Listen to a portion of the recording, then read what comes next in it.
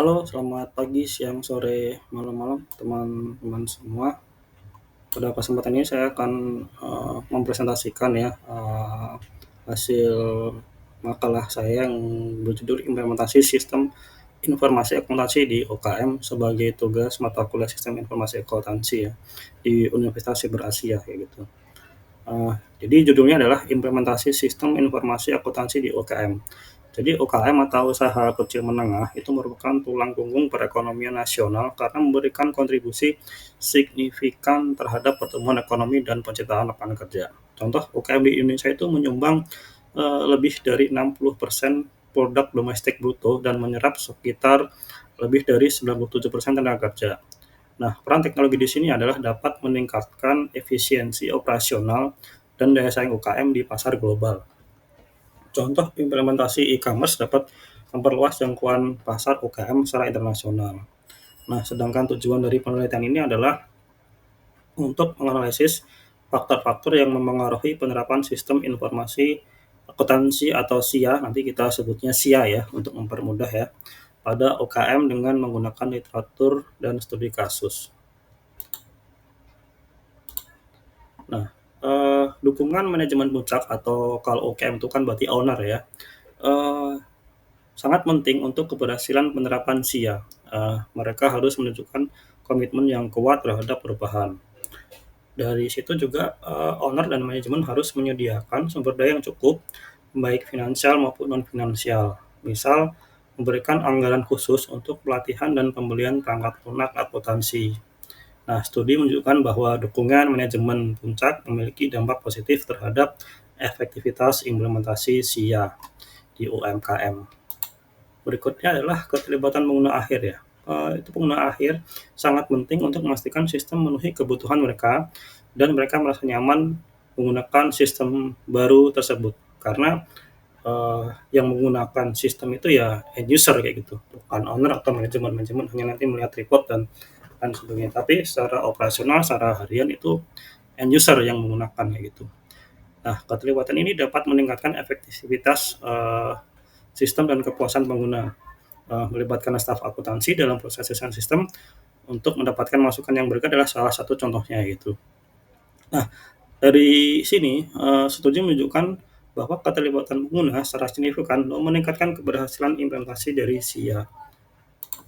Nah, berikutnya adalah perencanaan yang matang membantu menghindari biaya tambahan dan masalah di kemudian hari.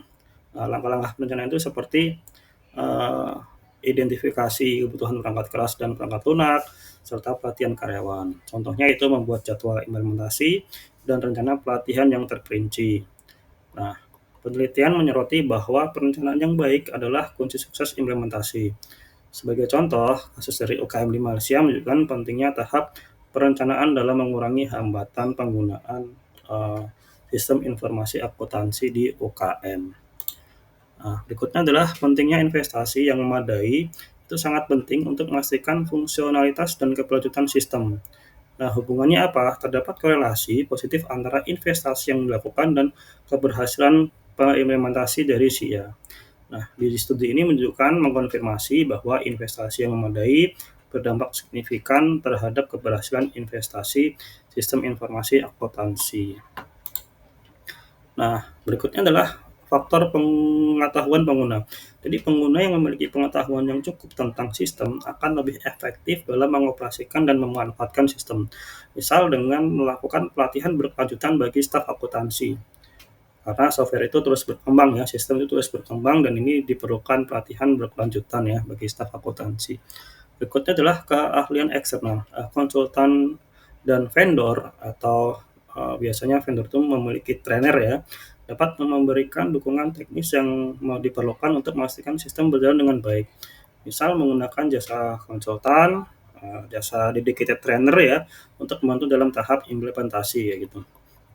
Berikutnya studi kasus menunjukkan bahwa kedua faktor ini sangat penting terutama di UKM Albania itu menunjukkan pentingnya keahlian eksternal dalam mengatasi kendala teknis, seperti itu. Nah, dari sini kita dapat, meringkas ya, bahwa dapat disimpulkan bahwa, wawasan dari beberapa negara seperti Indonesia, Albania, Malaysia, dan Sri Lanka menemukan bahwa pentingnya dukungan manajemen atau owner, keterlibatan pengguna, perencanaan yang matang, investasi yang memadai, pengetahuan pengguna, dan keahlian eksternal itu sebagai faktor-faktor kunci tingkat keberhasilan penerapan SIA di UKM. Nah, rekomendasinya adalah langkah-langkah yang diambil oleh UKM itu untuk berhasil menerapkan SIA adalah memastikan adanya komitmen dari manajemen atau owner, melibatkan pengguna sejak awal dan melakukan anggaran yang memadai. Itu saja, teman-teman, hasil dari penelitian saya. Semoga bermanfaat buat kita semua. Sampai jumpa.